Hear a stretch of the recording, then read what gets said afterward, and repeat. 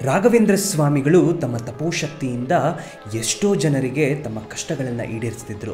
ಇದು ಆಗ ಆಳ್ತಿದ್ದ ಅದೋನಿಯ ನವಾಬನ ಕಿವಿಗೆ ಬೀಳುತ್ತೆ. ಅವರು ರಾಘವೇಂದ್ರ ಸ್ವಾಮಿಗಳು ಯಾರು, ಅವರ ಪವಾಡಗಳೆಲ್ಲ ಸುಳ್ಳು ಅನ್ನೋದನ್ನ ನಿರೂಪಿಸಕ್ಕೆ ಒಂದು ತಟ್ಟೆನ ತಗೊಂಡು ಬರ್ತಾರೆ ರಾಘವೇಂದ್ರ ಸ್ವಾಮಿಗೆ ಕೊಡಲಿಕ್ಕೆ. ಅದರಲ್ಲಿ ಮಾಂಸವನ್ನ ಇಟ್ಟಿರ್ತಾರೆ. ಇದು ರಾಘವೇಂದ್ರ ಸ್ವಾಮಿಗಳಿಗೆ ತಿಳಿದಿರೋದಿಲ್ಲ.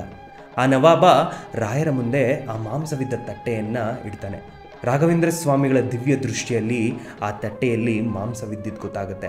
ಆ ನವಾಬನ್ನ ಒಂದು ಮುಗುಳ್ನಗೆಯಲ್ಲಿ ನೋಡಿ ಶ್ರೀಹರಿಯ ಧ್ಯಾನವನ್ನು ಮಾಡ್ತಾ ಆ ತಟ್ಟೆ ಮೇಲಿದ್ದ ಬಟ್ಟೆಯನ್ನು ತೆಗಿತಾರೆ ರಾಯರು. ಆಗ ಆ ಮಾಂಸವಿದ್ದ ತಟ್ಟೆ ಹಣ್ಣು ಹಂಪಲಾಗಿ ಮಾರ್ಪಾಡಾಗತ್ತೆ. ರಾಯರು ಶ್ರೀಹರಿಯ ನಾಮದಿಂದ ಆ ತಟ್ಟೆಯಲ್ಲಿದ್ದ ಮಾಂಸವನ್ನು ಹೂವು ಹಣ್ಣಾಗಿ ಪರಿವರ್ತನೆ ಮಾಡ್ತಾರೆ. ಹಾಗೆಯೇ ತಿರುಮಲದ ನೈವೇದ್ಯದಲ್ಲಿ ಏನೋ ಬೆರೆಸಿದ್ದಾರೆ ಅನ್ನೋ ಸುದ್ದಿ ಎಲ್ಲ ಕಡೆ ಹರಿದಾಡ್ತಿದೆ. ಹೌದು, ಇದು ಅಪಚಾರವೇ. ಆದರೆ ಒಂದು ಸರಿ ತಿರುಮಲ ವೆಂಕಟೇಶ್ವರನ ಗರ್ಭಗುಡಿಗೆ ಆ ನೈವೇದ್ಯ ಹೋದಾಗ ಅದೇನೇ ಆಗಲಿ ಅದು ತುಂಬ ಪವಿತ್ರವಾಗಿ ಹೋಗುತ್ತೆ. ಶ್ರೀಹರಿಯ ನಾಮಸ್ಮರಣೆಯಿಂದ ರಾಯರು ಮಾಂಸವನ್ನು ಹಣ್ಣಾಗಿ ಮಾರ್ಪಾಡಿಸಿದ್ರು. ಇನ್ನು ತಿರುಮಲದ ಲಡ್ಡು ಅಖಿಲಾಂಡ ಕೋಟಿ ಬ್ರಹ್ಮಾಂಡ ನಾಯಕನಾದ ವೆಂಕಟೇಶ್ವರ ಸ್ವಾಮಿಯ ಪಾದಕಮಲಗಳ ಹತ್ರ ಹೋದಾಗ ಅದು ಮಾರ್ಪಾಡಾಗಲ್ವೇ? ಕಮೆಂಟ್ ಸೆಕ್ಷನಲ್ಲಿ ಹಾಕಿ.